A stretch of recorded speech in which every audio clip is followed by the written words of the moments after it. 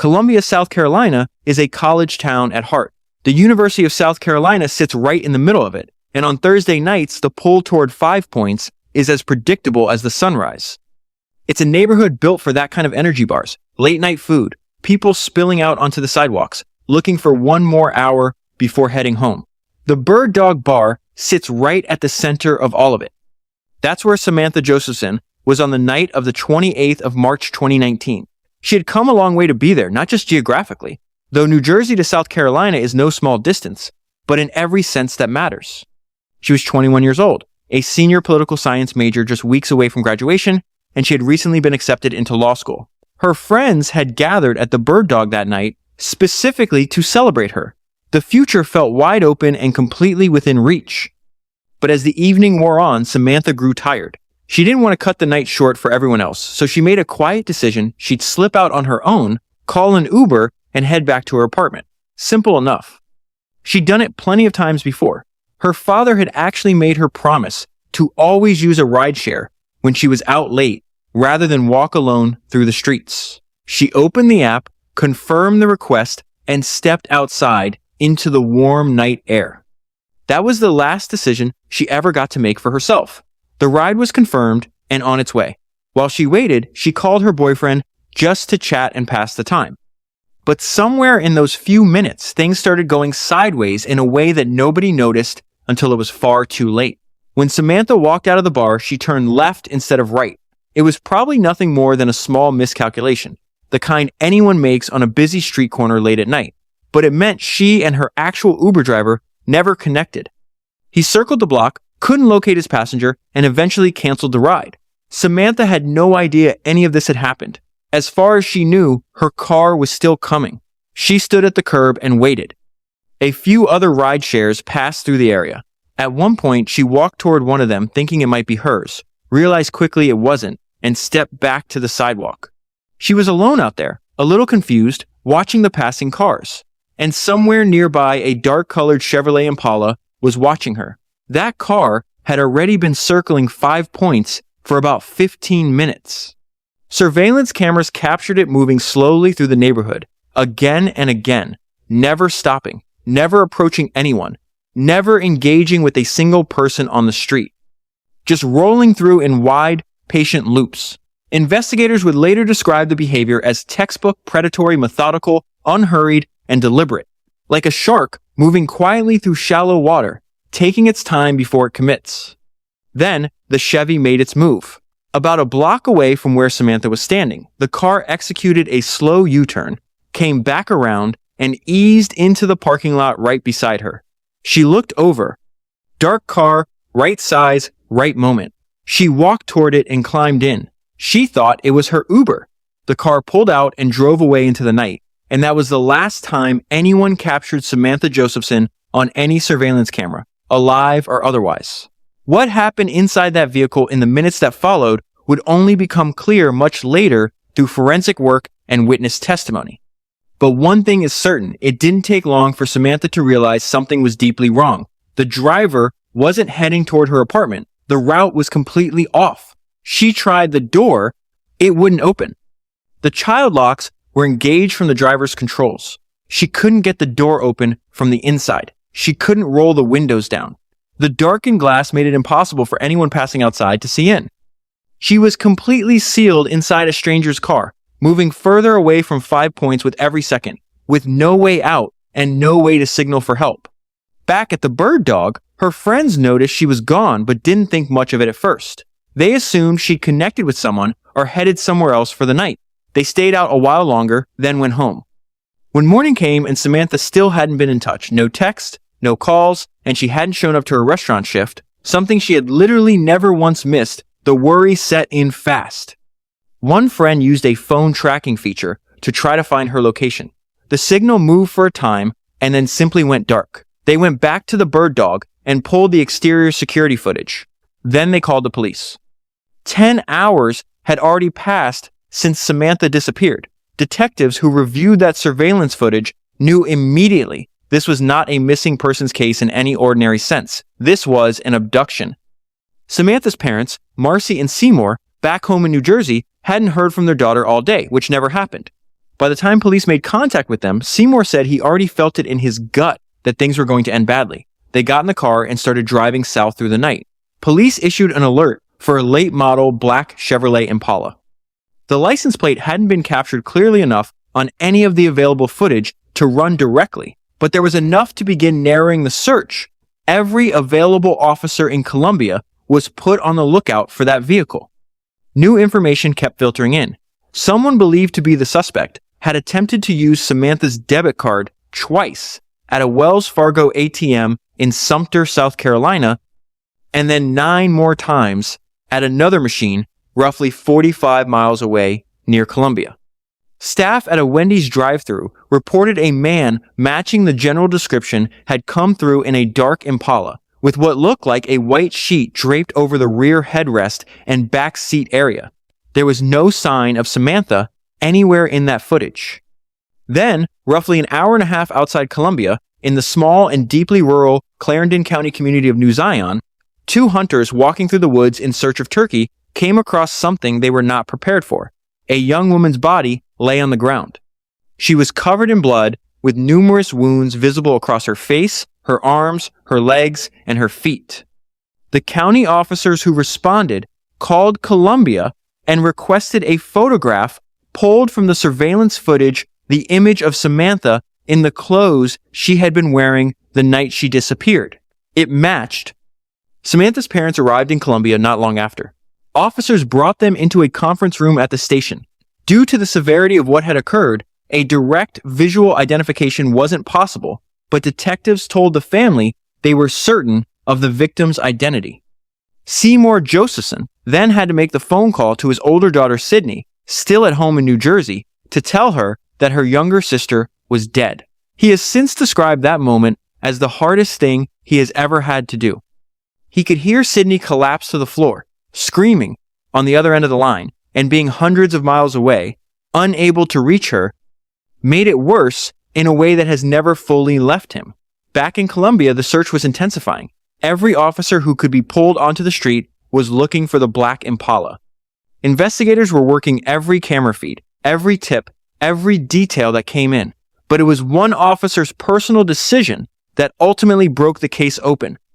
Officer Jeffrey Kraft had watched the surveillance footage of Samantha getting into that car more than 100 times before his shift began that night.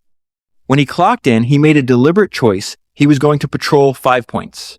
The same streets, the same corners, the same area where it all started.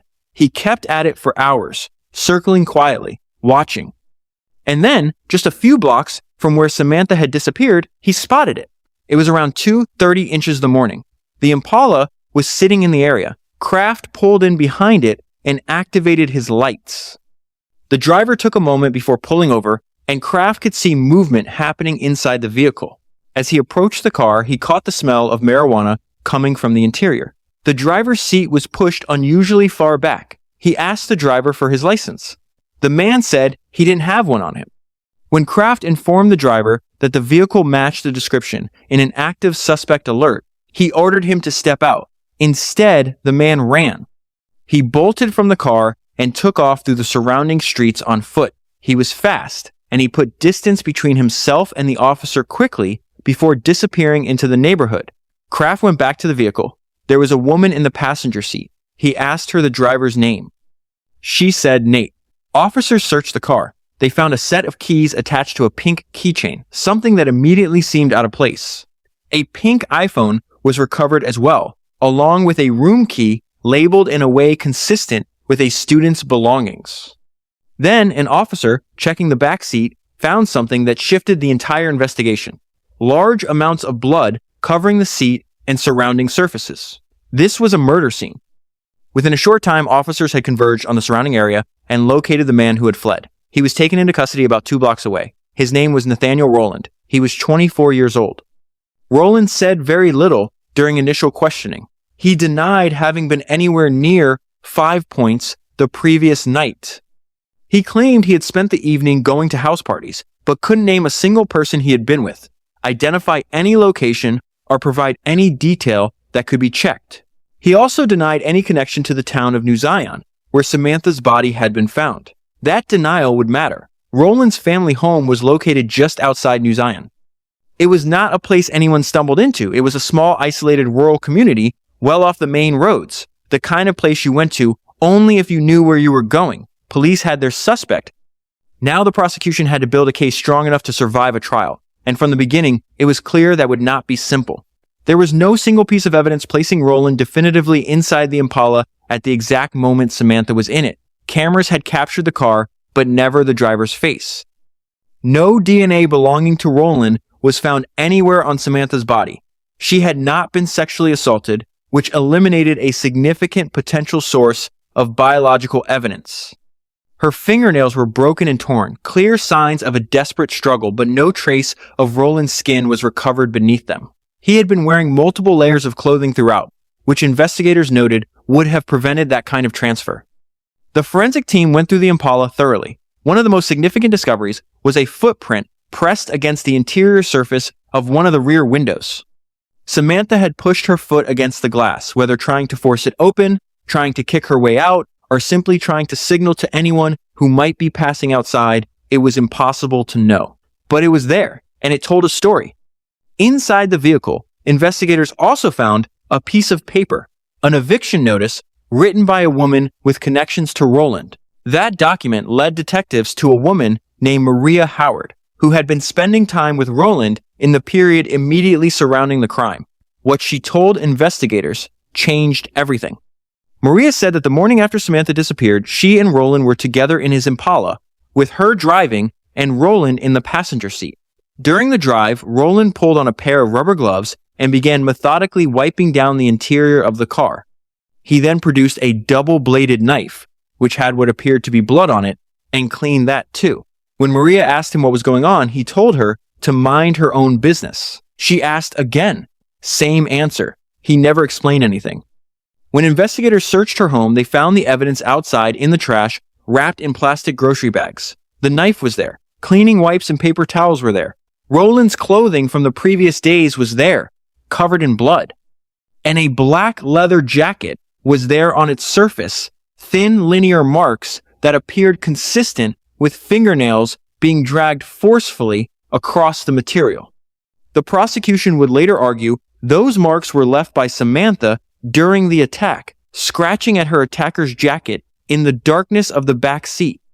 The trash pickup was scheduled for days later. Had investigators arrived any later, none of it would have existed.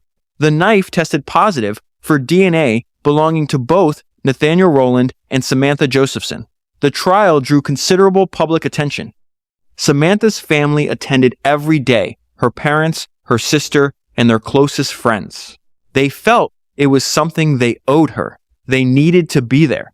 Prosecutor Byron Gibson opened for the state. He told the jury that the night of March 28 was supposed to have been a celebration, a gathering of friends to mark a young woman's acceptance into law school, and that Nathaniel Roland had deliberately positioned himself to find a victim and found one in Samantha. Gibson acknowledged the absence of Roland's DNA on the body directly, rather than waiting for the defense to raise it, and argued that the accumulated weight of evidence told a clear and simple story pointing to one person. Defense attorney Tracy Pinnock built her entire opening around a single word: zero. Zero DNA from Nathaniel Roland on Samantha's body, not on her skin, not under her destroyed fingernails, not anywhere on her clothing. She asked the jury to think carefully about what that meant. A young woman fighting for her life in the confined darkness of a back seat against a man with a two-bladed knife, and that man walks away without a single cut, a single scratch, a single mark anywhere on his body. Officers had photographed Roland after his arrest. His face was clean, his arms were clean, both sides of both hands, nothing. How, Pinnock asked, does that happen?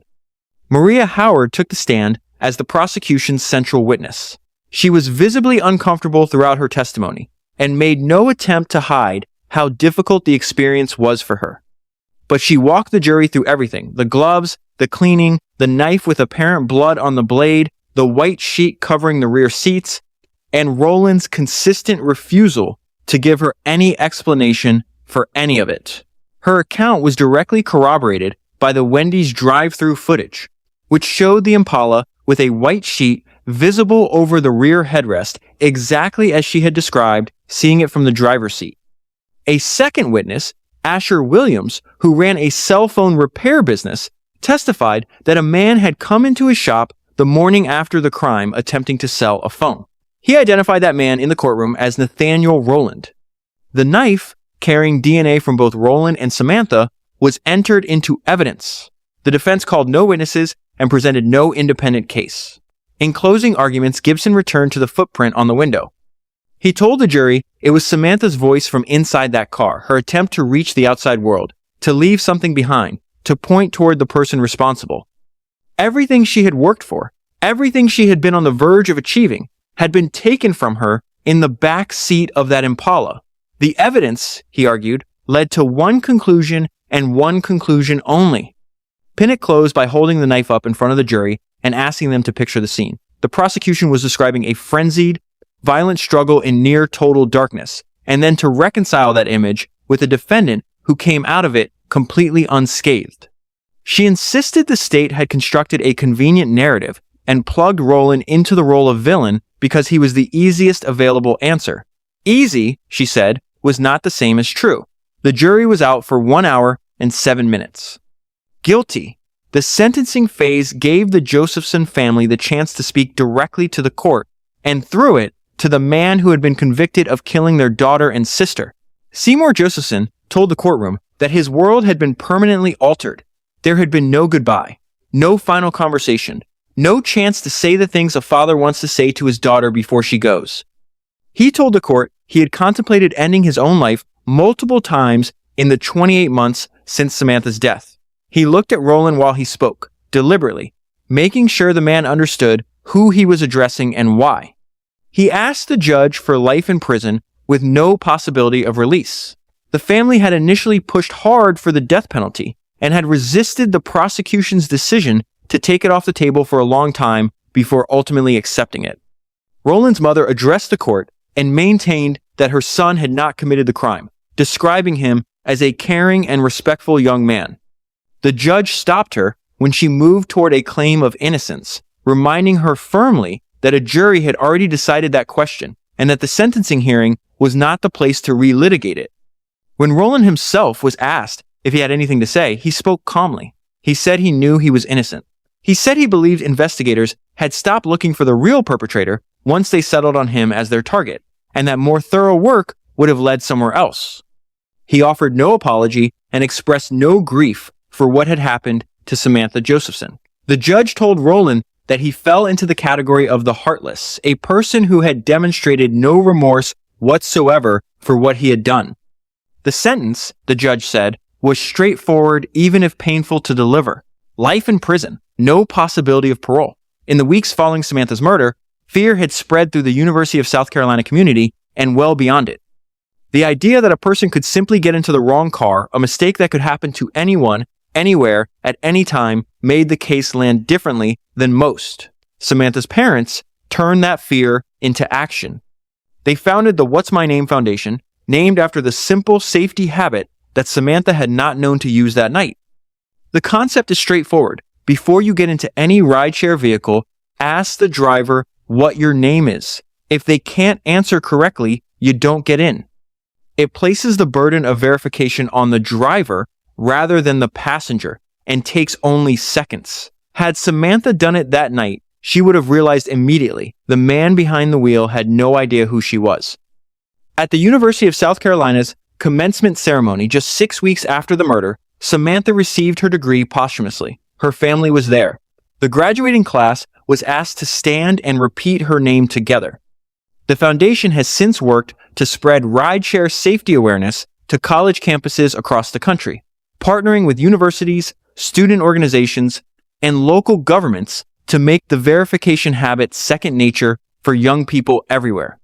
Samantha Josephson was 21 years old. She had everything ahead of her: graduation, law school, a career, a life. She got into the wrong car because she trusted what she saw and had no reason not to. Her parents have committed themselves to making sure that kind of trust is never again the thing that gets someone killed.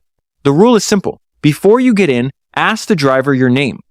If they don't know it, walk away.